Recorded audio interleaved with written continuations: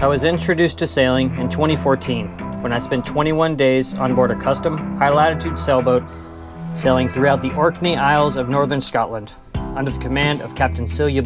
We visited ancient Neolithic sites that predate Stonehenge, sailed to an island whose sheep have evolved to survive on seaweed, arrived to timeless seaports in the thick fog, sailed down the North Sea, and crossed Loch Ness as we transited the Caledonian Canal.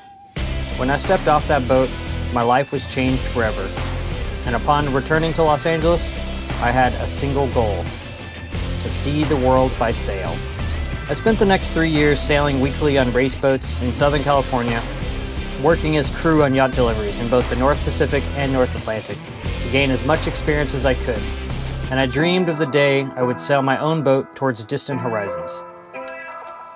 In 2017, I found my forever boat, a 1965 Aalborg 30 sloop that had been neglected and forgotten, but had great bones. Thank you much. Thank you so much. Appreciate it. Go look at my I hope boat. you go around the world. Oh, That'll be so kicking. I will. I paid $2,400 for her and got to work getting her back into sailing condition. I sailed her every chance I got, from weekly day sails to weekends away at Catalina Island to 2-week trips at the Northern Channel Islands. I slowly learned what the boat needed and didn't need, and would spend a month or two knocking out big projects, then get back to sailing her. I did the refit over 4 years, working paycheck to paycheck, investing close to $30,000 to transform the boat into a proper blue water cruiser that was ready to sail the world.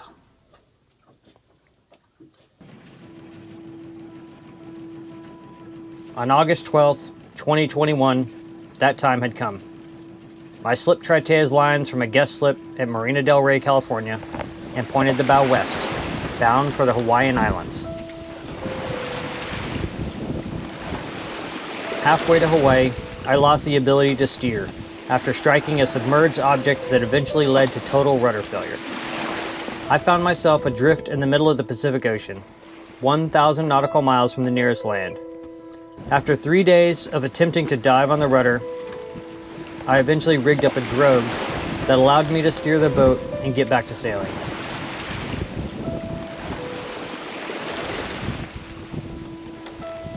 Completing the 2,300 nautical mile passage in 32 days. I spent the next 8 months exploring the Hawaiian Islands, from Oahu to Molokai, Lanai, Maui, and the Big Island, all the while awaiting the correct sailing season to sail south. When the time finally arrived, I hauled up the anchor and sailed towards the Southern Cross. The first 8 days out of Hawaii were beating to windward and were some of the most uncomfortable sailing I have ever done. But soon I was crossing the equator and was able to point due south for the Tuamotu's archipelago in French Polynesia. This 2,300 nautical mile passage took me 26 days, and I smiled ear to ear as I crossed through the pass into the lagoon of my first ever tropical atoll. I enjoyed amazing snorkeling in Rangi Rose Lagoon and sailed across its uncharted waters to the uninhabited Motu Fama. Next, I sailed to Tiki Hau and swam with large manta rays and explored an abandoned pearl farm some 2 miles out into its lagoon.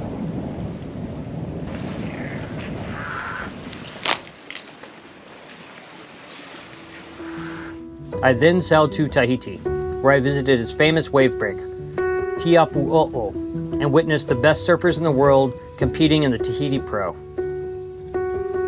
After Tahiti, I visited magical Moorea, whose mountains seem otherworldly. Pushing on to Wahine, I found myself at Whare Harbor and rode out a week's worth of storms. Once the storms had passed, I went to visit the island's sacred blue-eyed eels. My next stop in the Society Islands was Raiatea, where I visited the center of the Polynesian universe and the largest religious site for these ancient seagoing people, Tapa Tapa Aotea. I went on to explore rivers and coral passes of both Raiatea and Taha, before sailing on to the legendary Bora Bora, whose beautiful waters did not disappoint. With cyclone season steadily approaching and still many miles ahead of me, I departed French Polynesia and sailed for American Samoa. My passage was a lively one, with steady 20-plus knots of wind and the large following seas that come along with them. Each new ocean passage presented me with new challenges in regards to both ship handling and repairs. Things at sea break. They rattle loose and they wash open, with the never-ending abuse of the ocean. I made some 1,100 nautical miles in 10 days' time, with record daily runs in the strengthened trade winds. After a short rest at Pongo Pongo, I sailed 600 nautical miles to Fiji in less than a week. Approaching the outer reefs in the Lau group, I found my engine would not start. With light winds, I adjusted my sails throughout the night to make sure I got safely past the dangers and into the protected waters of the Coral Sea. I didn't know it at the time, but the large following seas had forced seawater slowly up my exhaust pipe and back into my engine on passage. A possibility I was well aware of and tried to remedy, but without success. I eventually got the engine to start and motored the rest of the way to Coppershed Marina, arriving at midnight on my 6th day at sea. I explored the island of Vanuatu, presented Sevu Sevu to a village chief before visiting their waterfall with the children. I sailed on to the island of Makanai, a former leper colony that has turned into a coral farm. Leaving Makanai, I sailed through Blywater and marveled at the thought of Captain Bly and his men sailing through these same waters. I arrived at the Yasawa group and visited the famous limestone caves. Staring up at this natural cathedral of stunning beauty, it was hard to believe my own eyes. As I cruised through the rest of the Yasawas, I snorkeled over the most beautiful coral I had ever seen, and hiked across uninhabited islands. One morning, my engine troubles finally got the best of my starter. I found myself possibly stranded away from all services in this remote island chain.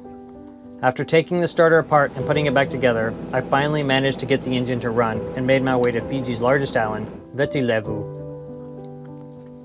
where I spent 3 weeks trying to sort out the engine issues.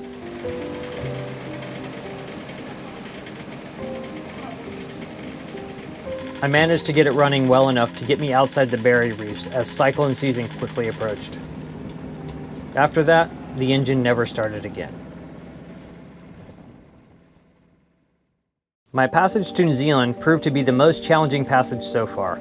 Leaving the reliable trade winds behind, I'd become spoiled with the incredible sailing conditions that are known as the Coconut Milk Run. Now heading due south, sailing into the variables, I found more calms than ever, and when there was wind, it was strong and mean. It seemed like the winds would either blow 5 knots or 40 knots, and rarely much in between. Without a working engine, I couldn't motor through the calms as most cruisers do, so I would sit and wait as each new storm system approached. After a 15-day passage of 1,100 nautical miles, I arrived to New Zealand in a building gale. I managed to sail within 1 mile of the quarantine dock, but found it impossible to short tack the last distance against increasing winds and an outgoing current. I dropped anchor and began getting the dinghy ready to attach to the hip when a good Samaritan arrived and offered me a tow. I tied up to the dock as the storm gained strength and felt a great sense of relief. After getting my engine rebuilt, I spent the next year exploring New Zealand and seeing as much as I could. I visited 70 anchorages and harbors, sailing in the Bay of Islands, Hauraki Gulf, making passage down the west coast of the North Island, and exploring Marlborough Sounds. With midsummer approaching, I departed Nelson on what I feared would be my roughest and most challenging passage so far across the infamous Tasman Sea. The crossing turned out to be the easiest ocean passage I had ever done. I managed to sail on the edge of some very nasty storm fronts and use the top of high pressure systems to make my way west. Arriving to Sydney Harbour in the dark after 13 days at sea, a a passage of 1,200 nautical miles. As I crossed into Sydney Heads, my heart raced. So we just crossed into Sydney Harbor, into the entrance, and I have officially crossed the Pacific Ocean solo. And it feels fantastic.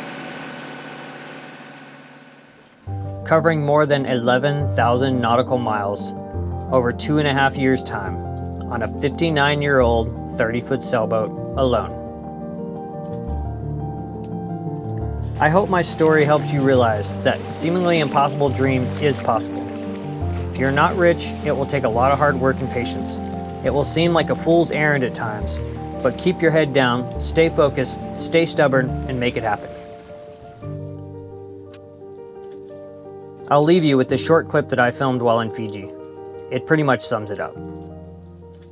I just had like a really funny sort of like memory thought realization that I wanted to share with you guys.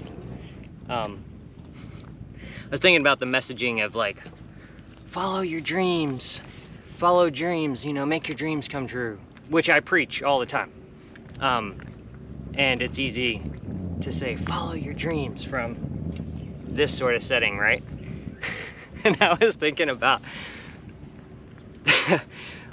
when I began following my dreams, how absolutely terrible it was.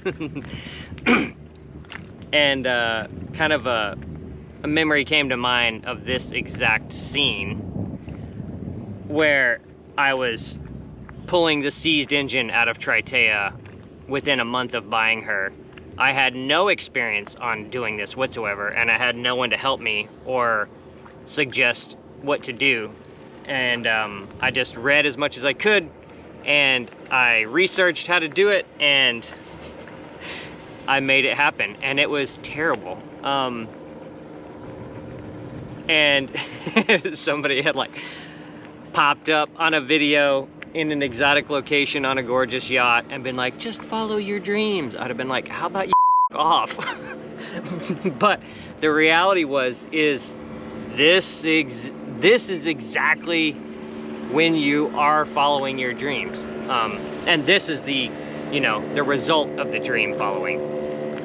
And also continues to be following your dreams. But for most of us, the initial part is really hard, and it sucks, and it's not sexy, and it's not fun, and you go to sleep hurting at night, covered in grease and diesel and cuts and bruises and blood, and it seems like there's no way to the finish line. But I just wanted to go ahead and continue with the annoying messaging of please follow your dreams. If you would like to see my route in even more detail, head over to my tracker and check out the blog, click on points, and see everywhere I've gone. If you enjoy the content on this channel and would like to contribute, you can consider joining the Patreon crew. Thanks for watching. Fair winds until next time.